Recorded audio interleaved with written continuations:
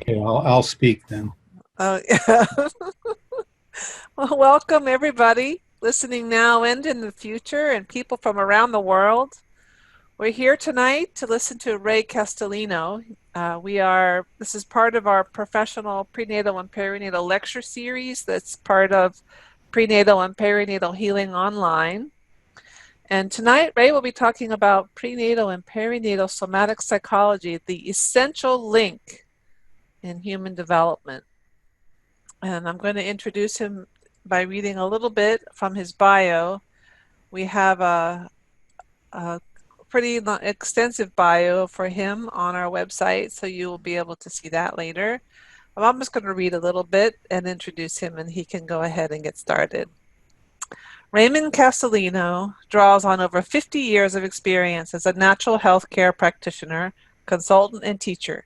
He is a pioneer in the field of pre and perinatal therapy and of using energetic and somatic approaches to facilitate attachment and bonding. His current practice focuses on the resolution of prenatal, birth, and other trauma and stress, and developing teachable methods of supporting families and small groups of adults.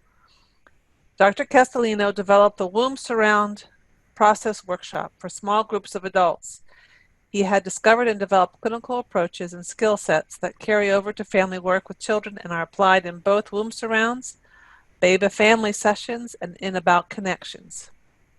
These are all programs that he will talk about and has formed with other professionals. As such, BEBA, About Connections, the Womb Surround Process workshops and professional training, body into being, and community outreach seminars and workshops can constitute wings of integrated pre and perinatal delivery and educational systems. So welcome, Ray Castellino. Wow, thank you, Kate. Welcome to all of you here. Welcome. Welcome. That's a great word, welcome. It's the first word that I think we should hear when we come into this plane, this welcome.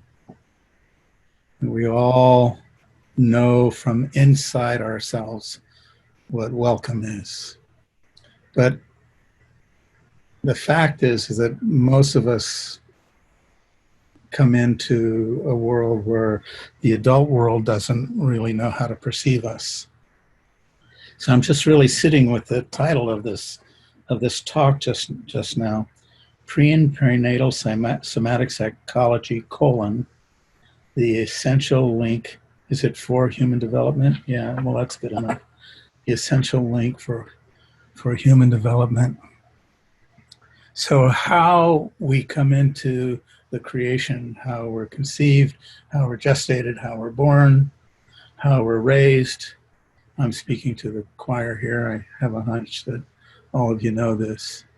Makes substantial differences to how we feel in ourselves as adults.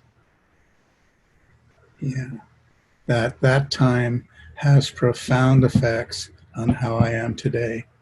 In fact, every moment that goes by, I'm doing something like, if you see me do this with my hand, that's one of my in the womb signatures. You know, when I start talking to somebody and I start to concentrate, my hand will go up and do this, or you'll see me cock my head in different directions and or maybe notice some tension. But all of those things are actually imprints. So one of the really important aspects of the work that I do. And I want to say that the work that I do is extraordinarily collaborative. I have amazing people I get to work with and amazing people who are naturally creative, dynamic human beings. Tara Blaskow, um, uh, uh, Mary Jackson. I'm laughing because my brain cells aren't going as fast as I'm talking, so I have to slow my talking down so I'll get my memory working with my ability to put words out. And Anna Chitty is another one. She's really done a lot of work to define and let us know the difference between imprints and blueprint. What is blueprint? What is imprint? So all of us, you're all sitting and you're listening to words that I'm saying, and some of us have said hello. I can still want to go around and say hello to some more of you, but there's too many to do that right now. But welcome, welcome. So let's do just something for ourselves just now, because if you listen too hard, you'll think a lot, and if you think a lot, you'll miss the point. If I think a lot, I'll miss the point. So I want to do something for myself here. I'll put my feet on the floor, or if you're sitting on the floor, just feel the surface you're sitting on. Now, I mean, there's method to my madness here, because the key essential ingredient to working with our imprints and establishing our relationship to blueprint is the present moment. The only time I can feel safe in this world is right now. And right now, gosh, however many number of us are on this talk, and I've got my friend Cindy here, and I can look out the window and see the finches eating at my what do you call it? Slowing my brain down. Oh, you call it a bird feeder. Yeah. Well, all of that's going on right now. So if you look around the room you're in and see who's there, maybe you're the only person there. Maybe some of you I can see are with other people. But there's probably not very much going on, except you've got a computer and you've got some sound coming out of it with my voice. I look over at Cindy, she's smiling at me and shaking her head. That feels really good, oh good. And I can actually feel myself actually slowing down and coming more in. Slowing down and coming more in. Now,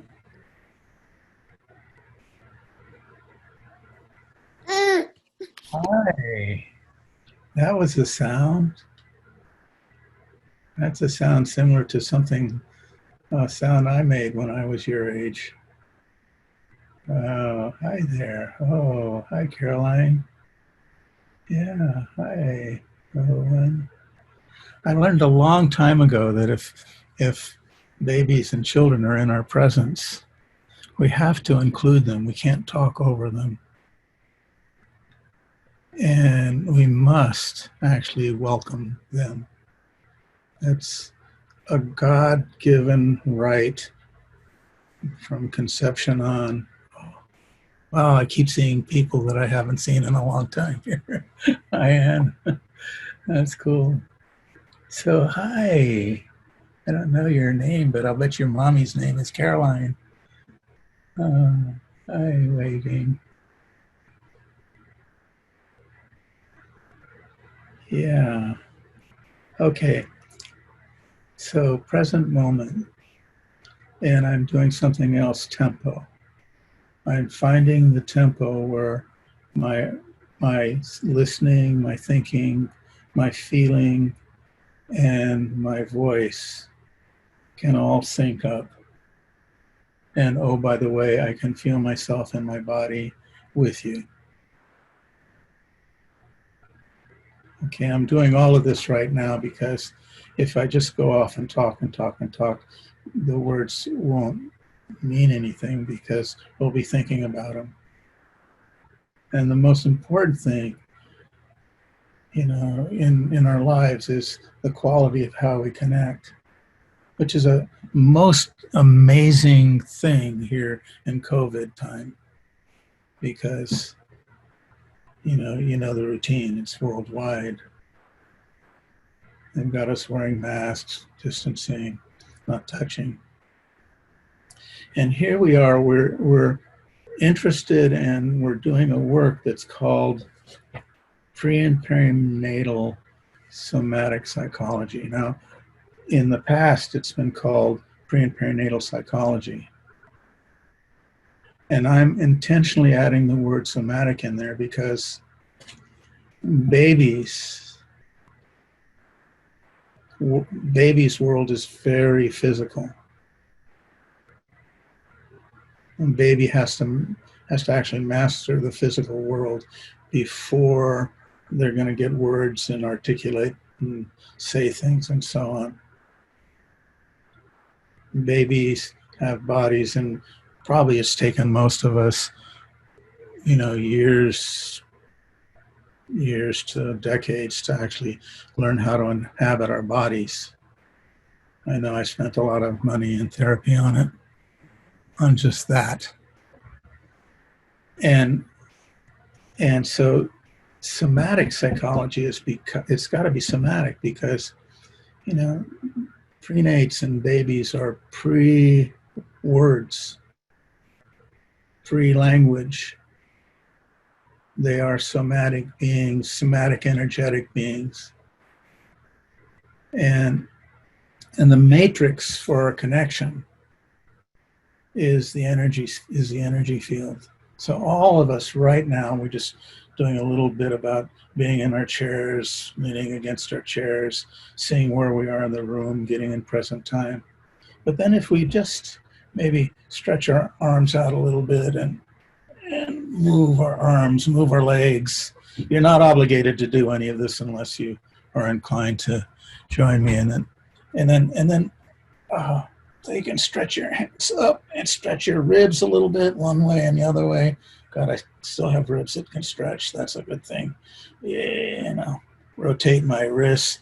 And then I'm going to just sit here and open my hands out. And let's see how many. Oh, yeah, we have 133 people, 34 on this call right now. So if we just open our hands out, as if we're all standing in a circle, I would bet that every single one of us knows what it feels like to stand in a circle with other people that we trust and feel good with. And we just stand, sit, open our hands out, and get the sensation of what the energy feels like as we face each other in a circle. Oh. Now, if we had more time, we could get some words from you guys about what that is, but I'll say I can feel myself, some tingling happening in my body. I can feel, if I take my hands like this, I can start playing with it. And you guys know how to do that.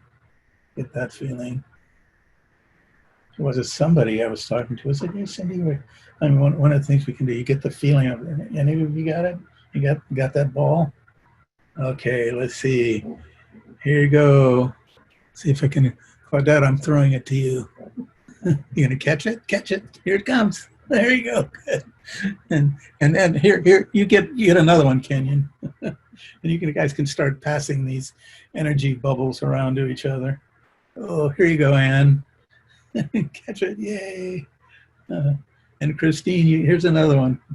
You guys can catch these things and play with it. Matthew, there you go. Here it comes. And that was only the first screen. There's 2 more screens. Oh my God. Okay, Sam, how about you? You get one too. And some of you guys are, and Eileen and Monica. So you get that felt sense of that. And let's see who's on this go. It's funny, the further you go, the more the pictures are static and the names are there. Here, Dylan, you get one, and Robert, you get one. And Courtney, here, you get one.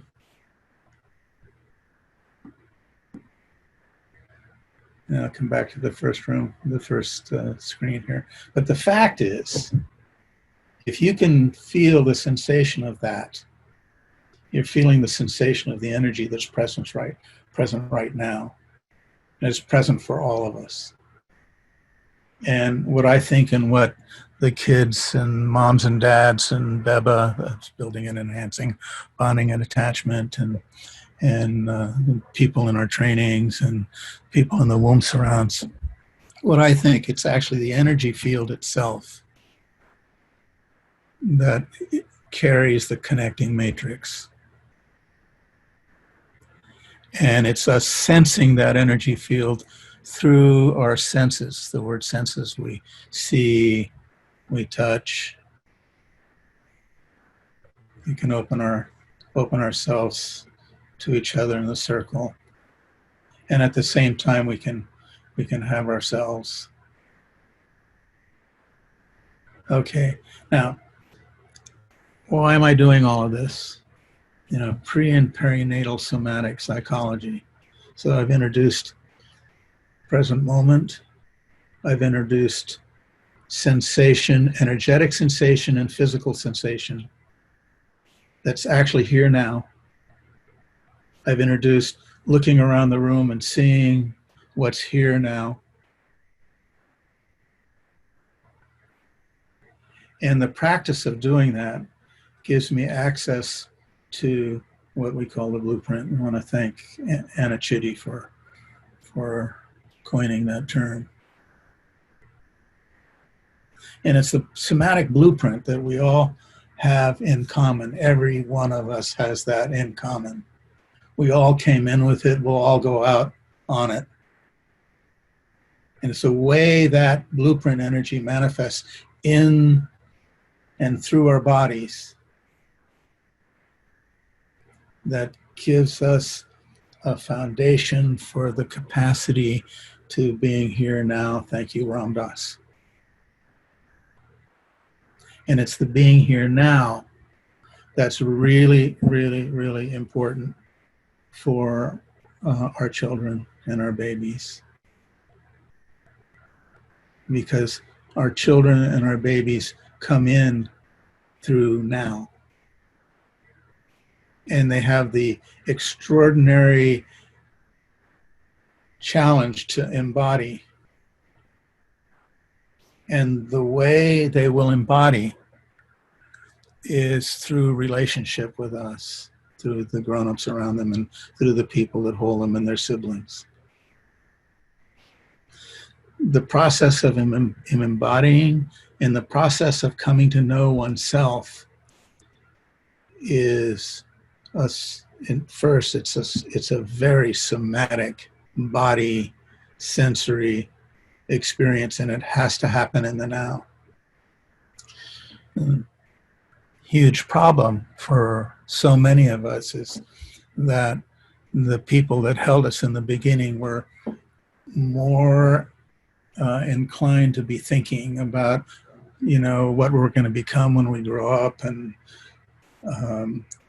how they're going to take care of us, and all kinds of things go in through adult minds.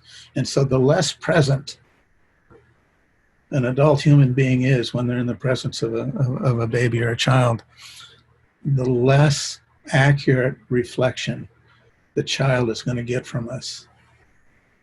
Now, I'm using a term that William Emerson coined, accurate reflection. Accurate reflection is necessary for prenates, babies, and children to come into their bodies and to become relational, and to become relational with us. Accurate reflection. If adults know how to be in accurate reflection with babies and children, what happens to the babies and children is they get to grow up in the truth of somebody actually perceiving them. Which, by the way, being perceived is a developmental need. How many of you spend time in therapy, around the wound of not being seen, of not being known, of not being heard, of being misunderstood? That list, that little stack that I just made, is a very, very common wound. And it's a very, very common imprint because the people in the beginning didn't know how to be in present time with us. And being in present time, connect with us in a way where we can feel somebody's getting us. Now, how does a baby feel we're getting us? Well, I'd be pretty presumptuous to answer that question, but I know what it feels like when somebody gets me. And I'll bet you know what it feels like when somebody gets you. And there's something incredibly magical about that experience of being received, welcomed, heard, understood. We crave for that. We need it in our relationships. And most of us didn't get that in the beginning. So, pre and perinatal somatic psychology, the essential link for human development. Pre and perinatal somatic psychology. That's a big juicy term, but for me,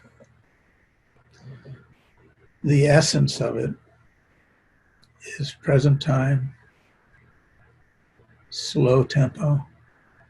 The reason why slow tempo is necessary is so that we can integrate our experience as we're living in the moment, moving from moment to moment to moment.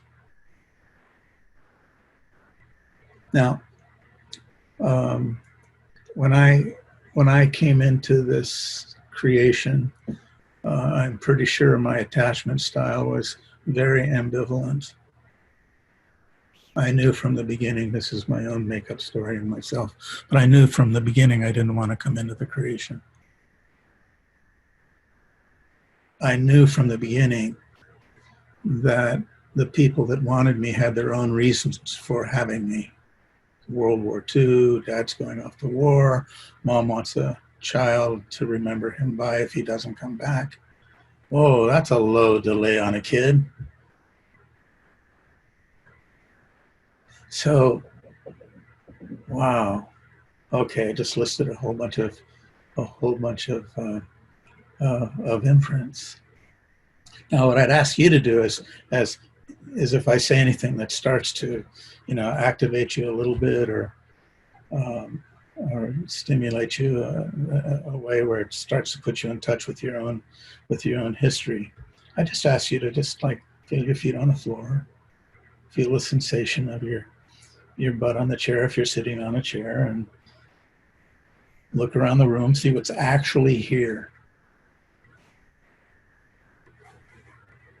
I'm doing that right now, and it's really good if you're on screen to look away from screen, which is called self-care. If you got a window, look out the window, look far.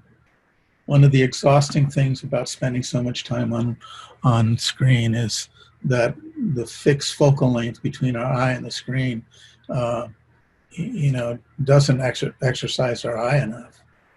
So we have to look away. So if you look away, I will actually rejoice with you that you're actually taking care of yourself. Okay, so I was telling you a story, where the essential link for human development, pre and perinatal somatic psychology. Well, I can tell you, in 1944, nobody knew what the hell anything had to do with pre and perinatal stuff. They thought that babies didn't become people and that babies weren't sentient until at least they could maybe look in the eye and, as they got older. But most moms know when they're holding their babies and they're looking in their baby's eyes, or dads know when they're looking in their children's or baby's eyes, they know that somebody is there. I mean, if we really got quiet and looked at the baby as if we're in the same room with them and they're in the same room with us, and we don't have to wait till they get older to actually perceive a sentient being. I want to thank David Chamberlain for that. But we sit here right now, and what we're doing, just your interest in being on this talk with me, is a statement that you advocate for prenates, babies, and children. Just to be here, you're an advocate. We are all on the same page. We know that there is a way of being, a way of thinking, a way of knowing, a way of being with that affirms, affirm Black Lives Matter, affirm a child's life, affirm a baby's life. So now we have this field that used to be called psychology. I'm making sure that I'm calling it somatic psychology because it's gotta be through the body. We remember all of this stuff through our energy fields, through our body. And we talk about cellular, they used to talk about cellular memory, but these memories exist in our field. These memories exist in the way the energy moves through our body. These memories show up through our posturing, through our movements, through how we sequence through things. How many of you, when you're in school, wrote your papers on the last night? Yeah. Wrote some brilliant stuff on that last day. It's a sequencing issue, you know. It starts, you know, maybe our birth started out kind of nice and easy, and then all of a sudden it started to get faster and more intense, and then, boy, there's a big, we come out and get it done at the end. So we can look at our behaviors and how we sequence. It is well. All right, so we can look at the way things sequence. We can look at our ability to slow down. For some folks, it's really a challenge to slow down. We have to go faster because that kind of keeps us out of our stuff. And if we slow down, we start to have to feel.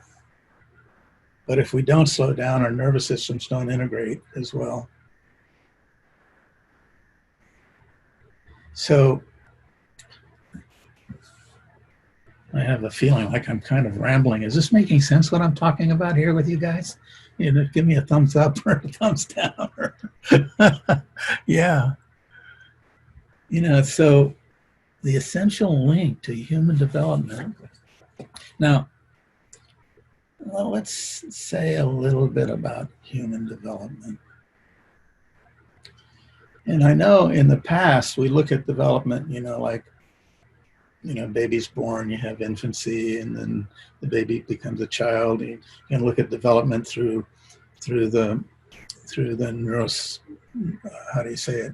Neuropsychobiological neurology. Okay, and that's the development that says, you know, as a baby, when baby's born, and then they have to work and do things to learn how to lift their head and turn over and then sit up and then, you know, crawl, or actually creep. It's technically what we call crawling is creeping.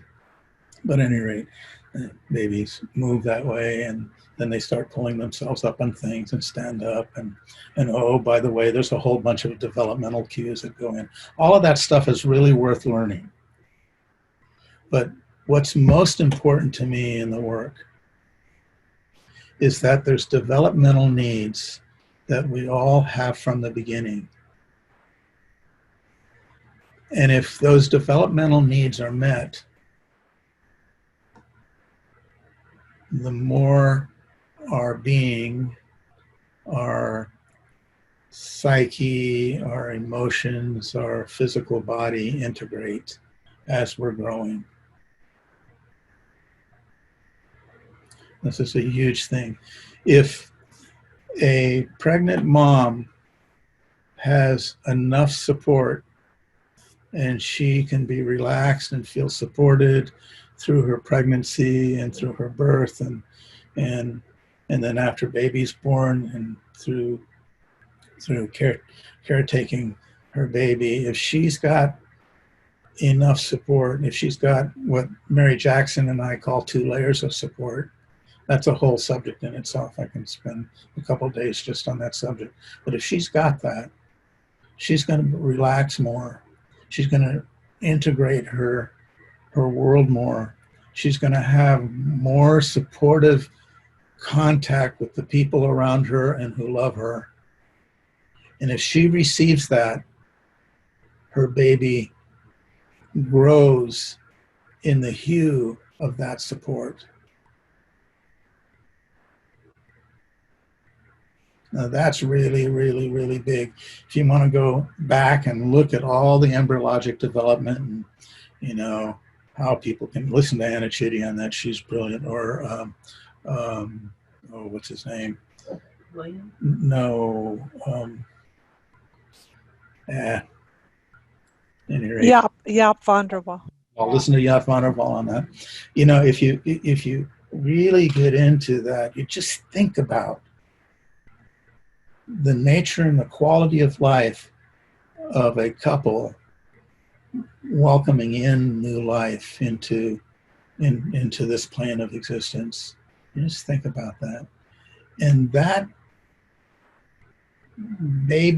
being's body comes together, starts out as two haploid cells, and then, you know, they merge together, and then you get a cell, and then it kind of sits by itself for 24 hours, and then it starts to multiply and cleave, and all of that development is collecting imprints from the experience of how conception happened, how that consciousness came into the creation.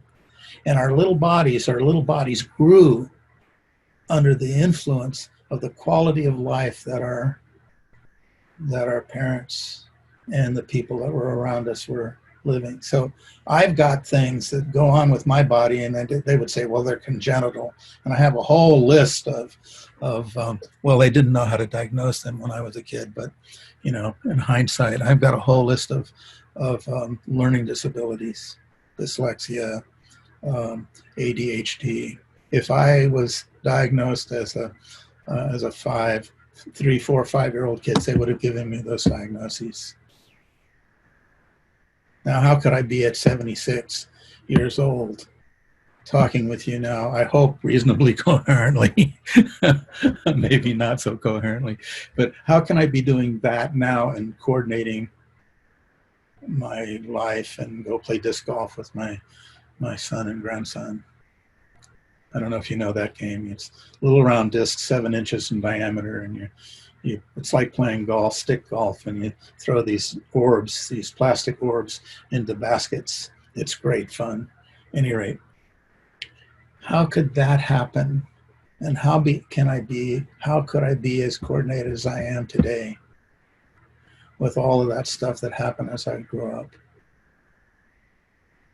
Well, I can tell you there's a few things that happened. One of them is I had a musical streak, and I loved to sing, and I sang. And so when I went to school, I sang. So that created a thread of coherence in my body. My family life, well-meaning people, I love them dearly. They're, you know, my parents are long past, but family life was not coherent. And I'm using a term that Mary Maines and Eric Hesse use out of the adult attachment interview. They use the word coherence. And coherence is what happens when grown-ups make sense out of their histories. And it's not just making sense like, I think, therefore I understand. It's making sense through the felt sense of the energy through our body.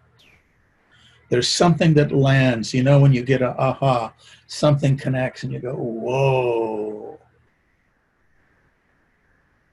When that occurs, there's something that happens in the energy field of our body. And we not only think good sense, but we feel it. Now, if the people that welcomed me in the beginning, they were glad to have me. My mom was glad to have me because my dad was leaving. That's the wrong reason. That's not a reason that I wanted to be there for. But I did it. And the quality of the nature of what occurred in that family and what occurred in my mother and my father and their histories left me with a pile of disorganization. And that's what the value of pre and perinatal somatic psychology is I'm absolutely convinced that if I didn't work with what happened in my own history so I could make sense out of it, I wouldn't be coordinated today to be able to talk with you. In fact, not so long ago, I mean 20, 25, 30 years ago, I started doing small groups so I could learn how to talk to people and feel just in myself and not have to worry about what anybody was thinking about me. And that changed. How many of you know Barbara Van Dyson? She's a past president of APA, wonderful, wonderful human being. She was on Oprah, 25, 30 years ago. So you might look it up in the Oprah annals and watch it. And, there's this lame psychiatrist on there saying how stupid, pre and perinatal psychology was. And she was just solid as a rock. And Oprah was just right there with her. And I talked to Barbara afterward. I said, how did you do that? And Barbara said to me this phrase will stick with me the rest of my life. She said, Ray, the subject is more important than myself. Boy, that statement is a mind changer. So if any of you, advocates for babies, for prenates, babies and children, kind of like feel hesitant about talking about it, about sharing it with other people, about being with other people in the essence of the connection. Barbara's words, the subject is more important than myself. That's great. I can get my traumatic history out of the way, get my traumatic ego out of the way, and I've got a pretty big one, that can get in the way of just like sharing what's the message. The message is more important. That all of us right now are here together around this same subject, pre and perinatal psychology, the essential link to human development. Like what happens to us in the beginning makes a difference for what happens with us when we're 15, what happens when we're 20, 25, 30, 32. I've been having the good privilege of working with several young men these past weeks, and it just tickles me. I mean, because, if we look around here, the audience is probably in late 40s to 70s, 80s. And and if anybody's here under 40, I call you a kid, it's like, yahoo, I want you guys here. We need young people to realize that what happened to them when they came into the creation and how the grown-ups held us is affecting us today. So the younger the folks are that get it, the farther the message goes. Yay. How many of you are under 40? Oh, got a few hands. Yay. I'll give you all hugs. COVID hugs. Okay, so let's see. How are we doing on time? Oh, we started 40 minutes ago. Well, what do you think, Kate? I think I probably said enough. I think we all think that the subject's important. Oh, I want to say some more about developmental needs, because I went off on that tangent and started talking about developmental stages, and you know them all. Language comes online about 18 months, and then at 3 years, we've got our left brain online, and left brain starts coming online more 18 months to 3 years and all that stuff. And so for me, I like to think about developmental needs. I like to think about necessary things that have to happen so that we can coordinate and orient within ourselves from the beginning. And this starts in the womb. This starts in the womb. I was talking about how mom is supported, how mom, partner, dad supported. That when the layers of support are there and mom can relax in herself, her baby grows in relaxation. Relaxation is a developmental need. I need to get out of the spin of how fast this external world goes, drop into myself, into this moment, and slow down so that I can feel the essence of any baby I'm with or any child I'm with. Now, for me to do that, I have to go at a tempo that I can integrate my life in the moment in. If I do that, I can perceive the essence of the child, the essence of the baby, the essence of the preemie. If I perceive that essence, I can discover the rhythm that that being lives in and organizes in. Not the external rhythm of, the radio on and the TV on and some expectation I've got on myself. But the rhythm of where is the channel open to connect with the baby? Where is the channel open? Okay, I'll be repetitive. Present time, present moment, tempo. The speed that I'm traveling, that I'm moving in. Quiet my mind, slow myself down so I can perceive whom I'm with, myself and them. If I'm going too fast, I'll leave something out. Okay, so that's a developmental need. Find the tempo that brings connection. Connection is a developmental need.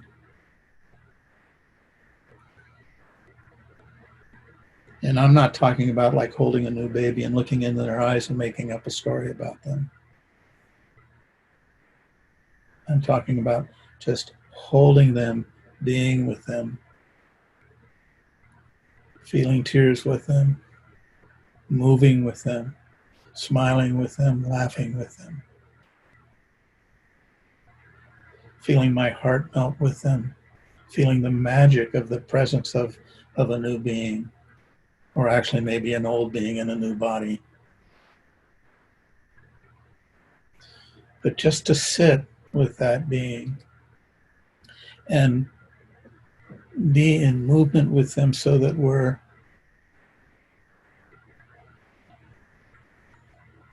moving with them. This isn't a developmental need. Babies need adults to hold them and find the movement of the child. And then we move with the child as if the child is moving us. It's a developmental need. In the course that I'm going to do, we're going to have 6 or 7 talks and Kate, you came up with a name for it, the teachings of Ray Castellino. Oh God. But at any rate, we're going to spend some time together in those teachings. And one of the things we're going to look at is moving with babies. It's a sensual need that most of us didn't get. There's a lot of emphasis. Let's put the babies in sling and put them on our bodies and they can feel us move. But for us to intentionally move with them so that they get to feel accurate reflection, they get to feel accurate reflection for their own movement. It's a really important developmental need. And there's not anything in the literature on it. I'm writing it and I'm working on that part right now. We've got a lot of experience with it. And anyway, one of the talks will be on that. I'm trying to remember the titles. Oh, from self to field, from self to social nervous system to the energetic field for connection. That's going to be the first one. We're going to do a whole series of exercises in that one. And then the second one, I think, if I'm remembering right, is intention, the importance of intention. And this is especially when we're working with adults. I'll do a whole thing around intention. And how do we perceive the intentions of babies? Babies aren't going to say, I'm going to embody today. They are going to do something that's going to show us their intention. How do we receive that? How do we move with them so that they know we get it? You know, and we work in BEBA. BEBA is Building and Enhancing Bonding and Attachment. It's a nonprofit research clinic that Wendy Ann McCarty and I started 25 years ago. She and I worked together for 5 years. And then after that, Tara Blaskow came on board, and she and I co-lead. We co-direct BEBA now. And it's really cool because 25 years into it, BEBA is doing a retrospective study that Kate is working on, and I don't know, see if I see anybody else here, but there's Susan. It's Susan. Yes, Susan's working on. We have a really great team doing this study. We have a questionnaire, and we've got people that know how to count numbers from, I think, the University of Virginia, and that Kate hooked us up with, and we're doing interviews of parents that have gone through this program, and we're going to have something to say next year sometime. I hope next year sometime about what's the effect of doing some of these kinds of things that we're talking about here with families. In our work with families, we never isolate the child as being the problem. You know, the parents come and say, get my kid to sleep. And that's making the kid the problem. Then if you sit down and you look at the family system and you look at how the family's sleeping, you find out that everybody's got a sleeping problem in that family. But as adults, we're so good at like, what can I do for my child? What can I do in relationship to my child? What can I do for myself that supports my child to learn how to sleep? Well, anyway, I can go off on that for a long time. I won't right now. So we've got this course that's going to happen, and I would invite some of you that are here have already signed up for it, but I'd invite many more of you to come and join us. I think we're going to have a heck of a good time. We'll play for a couple hours each one of those time and swim in some of those subjects. Okay, so I got the idea of developmental needs. There's many more of them. I usually know them when I see somebody where a developmental need was missed for them. Yeah, there's a developmental need for babies, for their parents to regulate themselves. Now, how do grown-ups learn how to regulate themselves? That's a big thing, you know, self-regulate. The fact of the matter is that regulation itself begins as a co-regulation. It begins with a baby skin to skin with mom. But we've got this kind of like idea that when babies are born, we're supposed to run them off to another table and do a bunch of little tests on them to make sure they're pink when they're already pink. You know, we've got to get their APGARs and stuff like that. We don't know, or that system doesn't know, that they're interrupting essential moments for that child to be able to connect with their mothers, with their dads or their partners, or to be able to connect And when they get skin to skin, that's a developmental need. Now, the good news is that if a lot of developmental needs were missed, it doesn't mean that we can't do anything about it later, either with kids or with ourselves as adults. You know, that we're all here. I'll bet you almost every single one of us, or all of us, have been working on ourselves in some way. And that self-work is essential. If we're, as parents and caregivers of babies and children, and we're doing our own internal work from the inside out, guess what that gives our children? It gives them the opening to grow up from the inside out. I want to plug my friend Robin Grill's book. What's it called, Kate? The Inner Child Journeys. Inner Child Journeys. If you haven't got it, go buy it. I wrote the introduction to it, or whatever you call it, the forward to it. It's the kind of book that I wish I had in the beginning, because it practically engages me in something I can do with myself and my loved ones, so I can explore my own journey and make sense out of it. Get coherence, not cohesive tension, not cohesive imprints, but get coherent opening and coherent connecting the dots. Okay, probably I've talked enough now. So, coherent connecting the dots.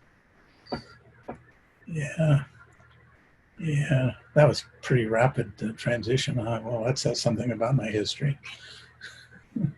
So, let's see. Yeah, maybe let's shift a little bit. And I've blabbered a whole bunch of stuff here. Maybe you've got something you've wanted to ask. Maybe you wrote some questions down in the thing. How should we do this, Kate? Currently, there are no questions. People were asking a little bit about coherence, and also Barbara Van Dyson, they wanted to know. But people have been answering some of the questions. Thank you, Susan Highsmith. And if anyone has a question and would like to engage with Ray, you can open your microphone or just put your hand up and I'll call on you. You can just click on the participants icon at the bottom of Zoom, and you'll see a hand raise option. I got an idea, Kate. What's that? I really appreciate your describing the mechanism, but everybody, just right now, just settle into yourself. You've been listening. Just notice if there's something that stirred in you that you could share or create a question with, or just notice that. I'll bet you that there's at least 10 of us in this group that has got something like that going on. And then remember Barbara's adage, you know, the message is more important than ourselves. And so whatever you share will benefit everybody else. But also know that we're recording this, so if you don't want to be on the recording, you don't have to ask anything. Yeah, one of the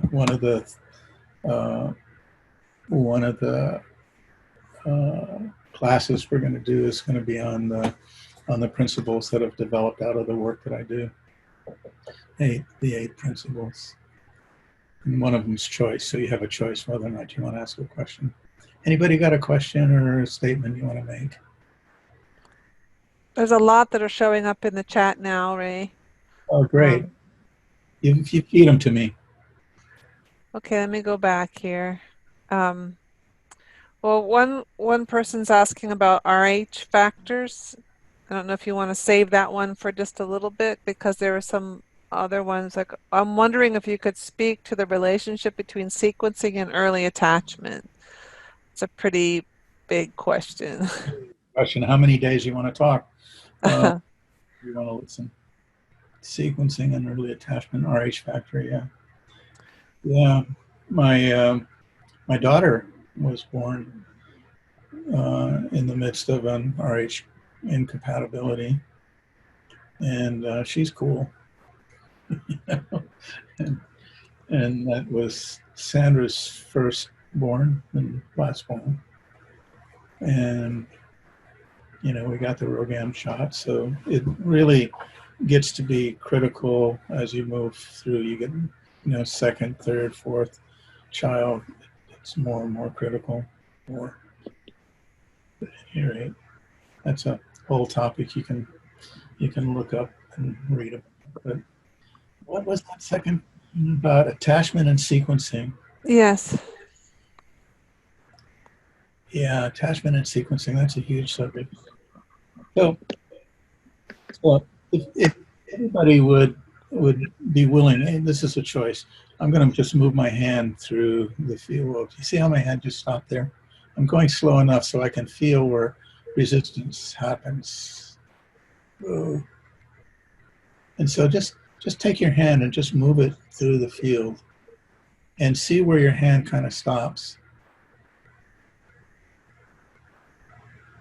Okay, now we're not going to go into this right now, but where your hand stops, if you hang out there for a while and get quiet, you'll start to learn about something that happened from the beginning of something to the end of something.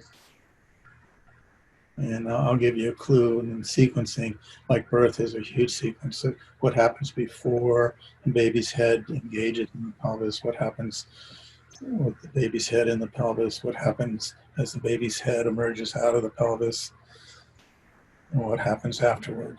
There's a sequence before, the beginning, the middle, the end, and afterward. And oh, by the way, we have a body that follows our head. That's if we were born vertex, head first. Each birth style has its own sequencing in it. And each birth style, something happened where somebody in the field had some kind of idea or something that was not coherent with the process of birth. In fact, the more interventions that happen in a birth, the less coherent the birth is, because people are following scripts. The more interventions there are scripts that they're following. And if we're born under the influence of those scripts, we take those scripts on. And not only do we take on those scripts, but we take on how some of those people were feeling. That's kind of like, whoa, that's a big thought. And the reason why I know that, because I know I did that. And I work with a lot of kids that have been through a lot, and a lot of adults, and thousands and thousands and thousands of sessions where adults and children, look at and explore how they came in. And if we slow that tempo down enough, as our hand goes through the field, we can find the places where it stops. And I'll bet you there'll be some of those places where it stops that relates to something that stopped in our birth sequence. Now, I'm not giving this to you to go do a birth sequence right now, but just to let you know that we go through our life every day under the influence of those imprints.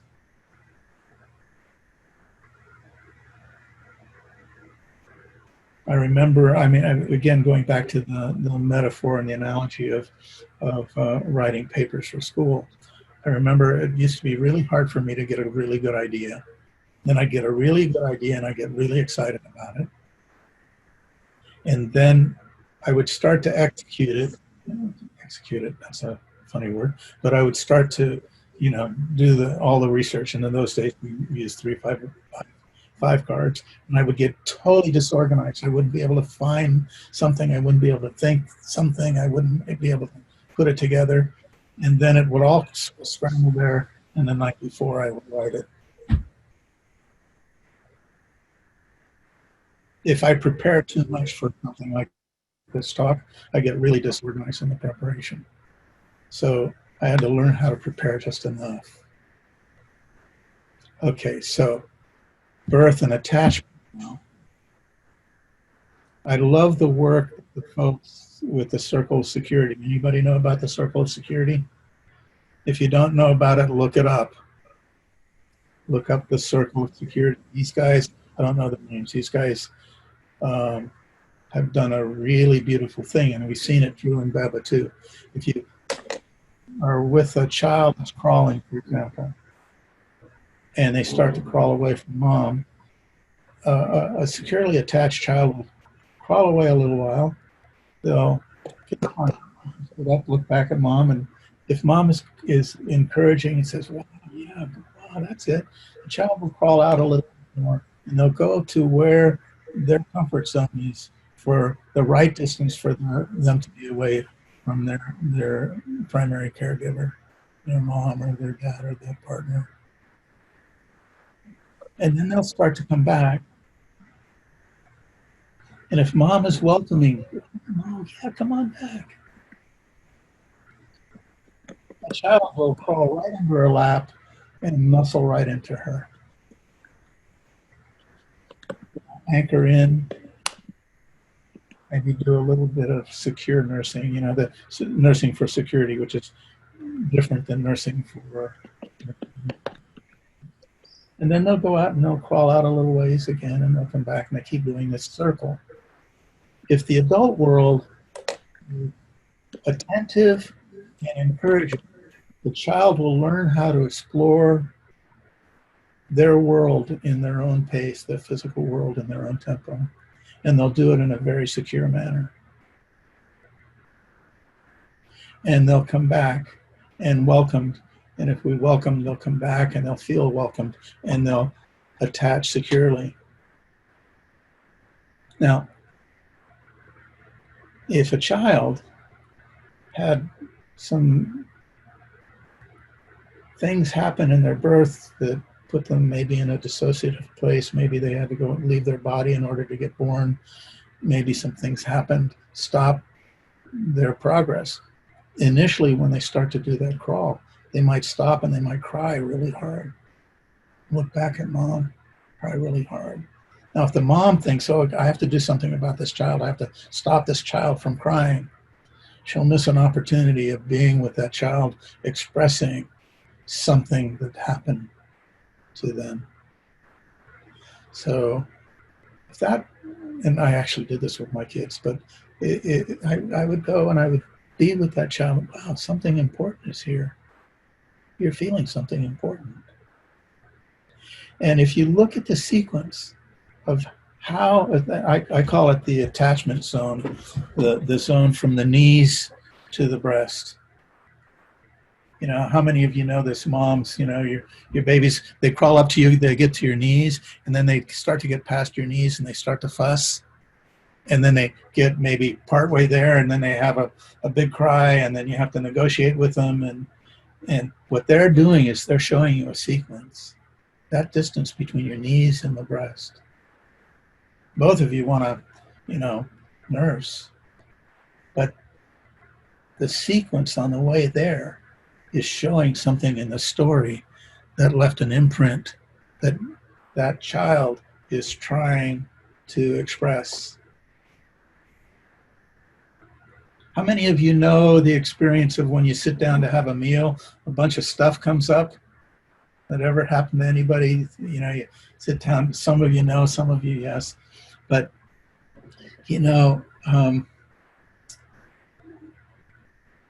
when babies are coming in to nurse, they're doing an attachment sequence.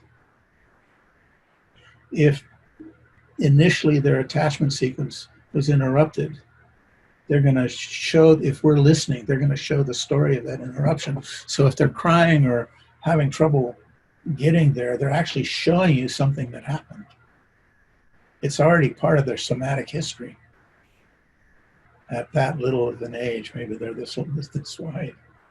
Anyway, I can go on about this for quite a time, but the sequence of how those interruptions happen leave imprints in our sequencing. And I'm going to do a whole course on that.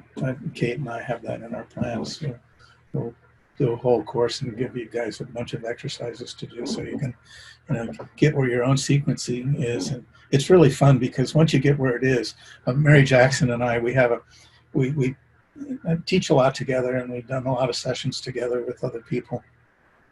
And both of us have a glitch in our own sequencing at the same place. And when that glitch happens at the same, oh, this is good for couples. When that glitch happens at the same place, it's always going to be the other person's fault. Probably you can relate to that one pretty well.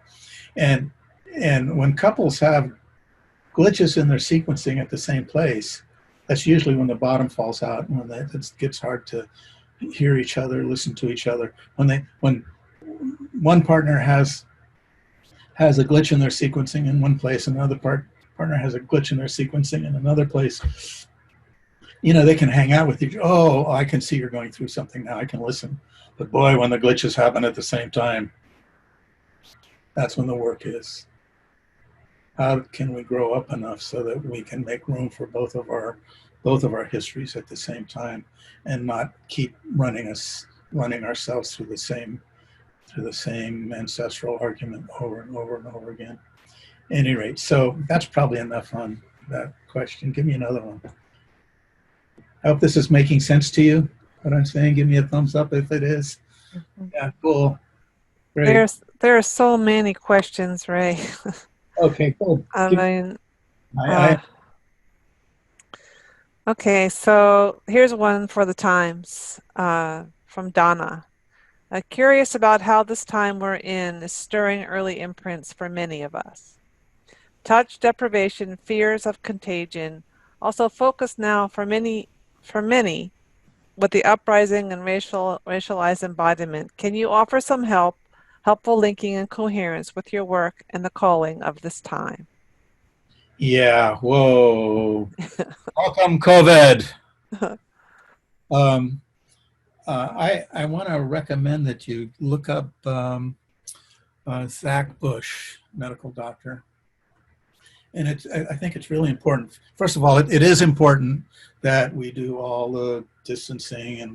And I just did a trip to Oregon, and I brought a tent with me, and I visited good friends. I slept out on the outside, and I cooked my own food. We got together. We were distanced so that we're not passing something around. Now, notice I'm saying something, because most of us think we're passing a virus around. And we think, and everything, the medical world says it's the virus that's causing it. But what Zach says, it's the pollution in the air, it's I can't even say the word glycosides in the food, it's all the stuff that we're ingesting just because it's here. You can go to the North Pole and dig it out of the ice. All of that stuff is coalescing in a way where a virus, which has the biological function of causing us to evolve, it allows us to adapt to the world we're living in. The function of the virus is to do that in our systems. But the problem is that there's so much pollution and so much wrong with our soil and so much wrong with the food that we're eating, that the combination of that with the virus is causing really toxic stuff to show up in our bodies. And our medical world isn't looking at that. Zach Bush is a medical doctor. He's got projects for making good soil, eat organic, and still going to pick that stuff up, but still we got to eat the best food we can eat if we can grow it better. So I'm saying that here because, if we're at the age where we're preparing ourselves to welcome a soul in, the healthier we are, the healthier that baby's going to be. The more pollution we know this, the more pollution we're subjected to, the more that baby's got to work out. And in my day, the culprits were oh my God, here we go. Aluminum pots. They were, there was the absence of infant formula. So I didn't get to nurse very long. And so they fed me canned milk, solid sugar. I think that messed with, so that's what it was in my day. So each generation has its own thing to meet. And now we're living in a world that's so polluted that it has to be dealt with. Climate change has to be dealt with. If we actually face climate change and face the pollutants and did something about it, got the plastic out of the ocean, we actually did that. We actually did it. Spend these trillions of dollars on that rather than all the money we're spending on vaccinations. We wouldn't need what we think the vaccination is supposed to do. I'm kind of on my horse here, and I advocate. I use a mask. I socially distance. I don't call it socially distance. We call it physically distancing. So how does that affect us?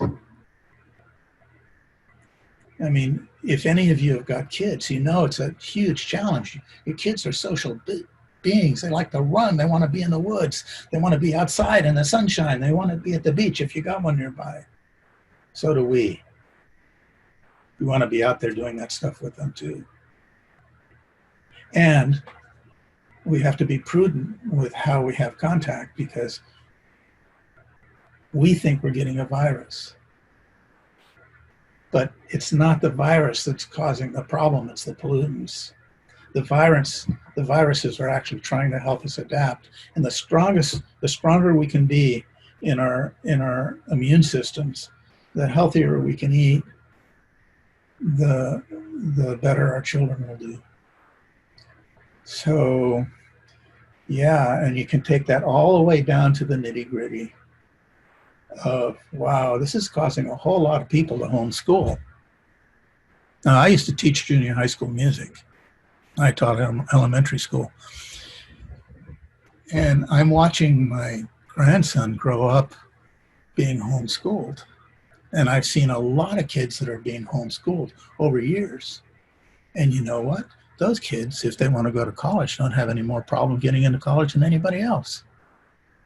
In fact, they get into colleges and big ones if they want to. So, this is the COVID thing is actually providing us with an extraordinary opportunity where we can be together more. Yeah, I've talked to couples that are spending so much time together, it's almost a problem now. But for a while, it felt really good. And we're spending more time with our kids. And then how can we get together in pods where we can be relatively sure that the kids they play with are well fed and are healthy? And I just would challenge all of us to really change our thinking about what a virus is. It's there, and it's a really uncomfortable subject. But listen to Zach Bush. He's done a lot of work in hospice. He's really comfortable with the death process. And we're here with pre and perinatal process. You flip the coin over, you got the other side of it. How we come in, how we go out. So, yeah, COVID is giving us a lot of opportunities. It's giving us a lot of opportunities. I wouldn't be doing as much stuff online as I'm doing now. If it wasn't for COVID, I'd still be doing my little groups with 8 people in them. I'm still doing them, but I'm not doing them in person right now. And I'd still be doing my trainings, which I'm trying to do, but we can't because in the training we have to touch. So, we got a blessing here. And let's take the blessing, make friends with the virus and stay healthy. Stop making the virus the problem, but stay healthy and stay healthy. Yeah, I can go on with that. Another question, Ray? Yes.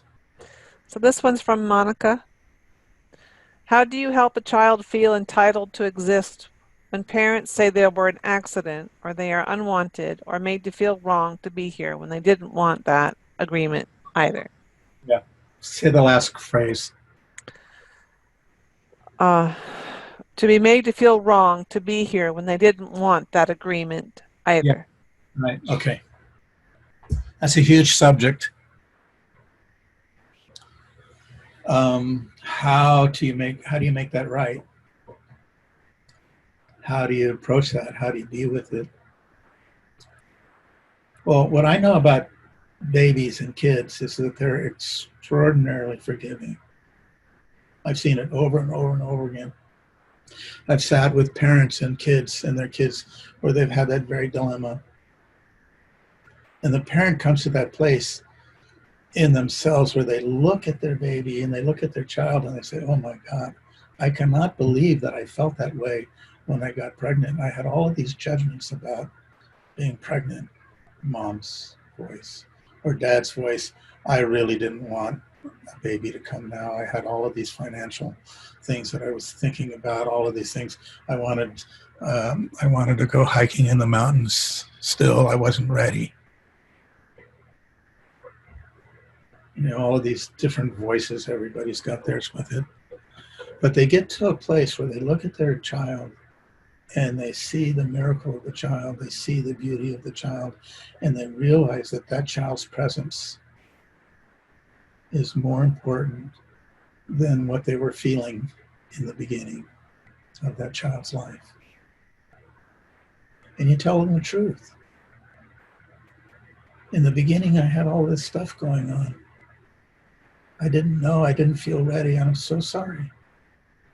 And you do repair with them. In the beginning, I wasn't ready. I didn't know how to want you then. And now today, and I want you. I'm so glad you were here. Now, you might have some stuff to work out. It might, you know, these are the kinds of things that we do in the sessions that we do in BEBA. You know, you're playing along, and, you know, with kids, depending on their age, if, you know, kids are old enough to kick a ball or throw a ball or run after a ball, you know, you're in the process of play, and the kid's not going to bring it up necessarily. They might, but then mom says, you know, or dad says, you know, I just want you to know that in the beginning, I had a real hard time becoming pregnant. I had a real hard time welcoming you, and I'm so glad you're here now.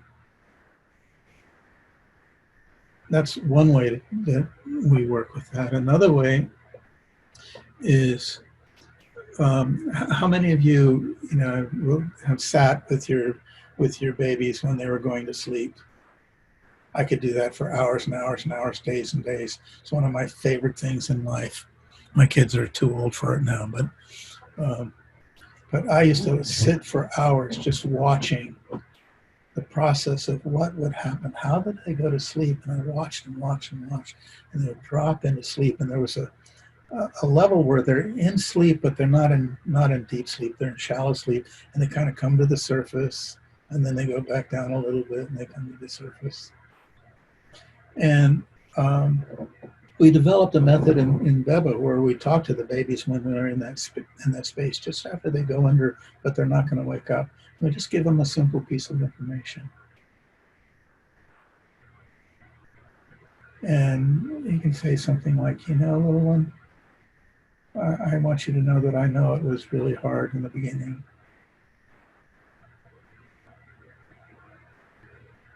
And I'm really glad you're here now. And you just sit with them and watch what they do. And you'll see them activate when you tell them things like that, and they'll stay asleep.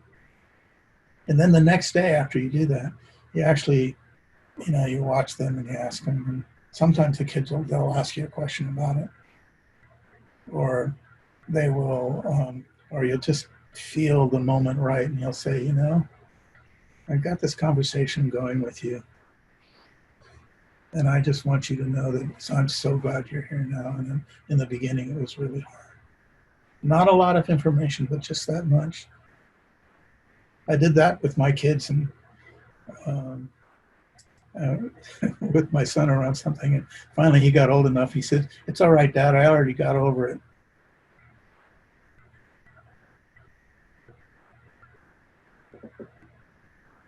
So good. Yeah, we have maybe 10 minutes left. So give me another question, Kate. Okay. I'm going to ask a question that Corinne asked, which is like, how do I help people believe in me, she said. But I think what she means is someone who believes in that babies matter and that how we work with them matters. I think that was the essence of her question, Ray. And I thought that it would be good for you to even share a little bit about how it is for you and how are people, how are you with people to tell them about Babies. this Okay. work that babies remember and that they have experiences. Corinne, where are you? I'm looking for you. God, we're 3 pages in There here. she is. She's right. Corinne Gerber. Why don't you unmute and say something, Corinne, so he can see you? Yes, hello, Ray. Yes, here I am. I meant to do that with the others of you that asked questions too. Okay, okay. Corinne, tell Well, my English is not my first language. Sorry. So, oh, English my is my first language, and sorry. um, What is so your first language? I'm from Switzerland, Switzerland. So Schweizerdeutsch. Schweizerdeutsch. Yes, Schweizerdeutsch. Yeah, good. Yeah. but I live in Vancouver, so Canada. All right. Great. So, yes, my question is, or my experience at the moment is, I have helped a doctor with her first baby, and she was really into. I'm a craniopsychotherapist at this point, Oh, and I really tried to help her understand because she was in quite a bit of distress at the time with her first baby, and like very not organized and everything. I've got the answer for you. Okay. All right. So if we approach the people we're working with from the point of view of their challenge or however we're perceiving their challenge will lead us. But if you have her formulate, maybe you did this, what's her intention for working with you? What does she want to get out of that?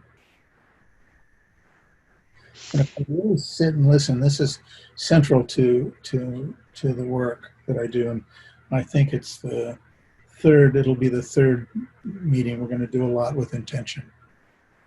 But if I sit with the intention that person has and I really listen to it, then all I have to do is repeat to them their intention. I don't have to follow the thread of their trauma. Doesn't mean I don't acknowledge the trauma and sit with them as they express it, or, all of that happens. But I don't have to help them. Mm. And I can discover with them their own way through their dilemma. And then as they're discovering their way through their dilemma and their early imprints, I can give them accurate reflection to their own process. And the cranial sacral work is about giving energetic, somatic, and then you get in the tides. You're giving reflection of how those tides are behaving. You don't go in there and try and change how that expansion is happening or how that contraction is happening in their system. And for those of you that don't know the cranial work, these are very, very slow rhythms. Like if you can see my hand, that's one of the slow rhythms. So the cranial person will track in those rhythms. And you'll feel in the sequence of that expansion and contraction where the imprints are. And if you stop and wait and hang out with that, that will lead you through it. But I would also add to it, if this notion is new to you, I'd say, what do you want to get out of this session today? And the reason why that's important, especially with pre and perinatal influence, you know, and if we're working on that level, you know, if we're working on those slow tidal levels, we're gonna meet the pre and perinatal material. But if I try to do it through their head, through their thinking, through words, they won't get it. But if I discover something with them and they feel something, they go, oh my God. They'll say something like, wow, my lip is quivering, kind of like a baby's lip. Oh, well, what's the feeling of that? Mm-hmm. They'll take you right to it. And you don't have to convince anybody. And that's really, for me, that's huge relief. And then, you know, that person will go talk to somebody else. You know, I was with this person, they were holding my head, and I discovered this thing about, you know, when I was a really infant baby. And they'll tell their friend back that, and the friend will go, God, either you're really nuts or I want to do that myself. And then you've got another client. All of us need the work. Mm-hmm. So one of us, whether we're a practitioner or not. Yeah, good. Thank you very much. Well, thank you. Thank you. It's just reassuring again. Good. I hope that's Thank helpful. you. Yeah. Thank you. Wow. I think we're getting down to the wire here. Yes. Wow, I'm just going to sit with you guys and look at you. God, we got to be together here for I'm looking through the list now. I'm going to go backwards. Oh, Laura, you're here. I see you. I saw your name anyway. Yeah, I'm so glad. I'm so grateful that you took your time and bring your presence to this moment and hang out with me. I just really I've been totally enjoying myself. I'm one of those people, like I got up this morning, I said, I'm supposed to have a talk this afternoon. What the hell am I going to say? I haven't got the clearest idea. So I called Kate up. I said, what's the title of this talk? Oh, okay. So I didn't seem to have any trouble finding something to say. And I really appreciate your willingness to hang out with me and get whatever you're getting. I hope this is useful. And also, both Kate and I really like to invite you to join us on I think we have 7 talks planned. Yeah. Yeah. We have a series of classes that are part of a 6-pack course with an extra bonus question and answer period, and it starts at the end of August. I'll send all of you out a description. You can have a look. And thank you so very much for coming tonight. I think this is one of the most important things to talk about, helping mothers and babies and people heal from this very early time.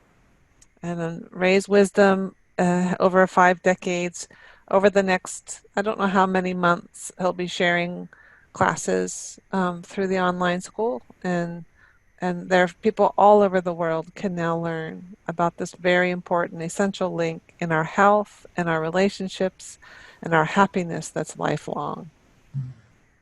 Thank you, Kate, for organizing this. We're lucky and privileged to be able to be here with you and with everyone else. So people are signing off, Ray. They're saying thank you. If you want to get, just open your arms out and feel the presence. It's here. All of us have it. And even online we can share it. Even online. Oh my God. Have a great evening, everybody. Thank you so much. Right. Good night, everyone. Thanks for coming.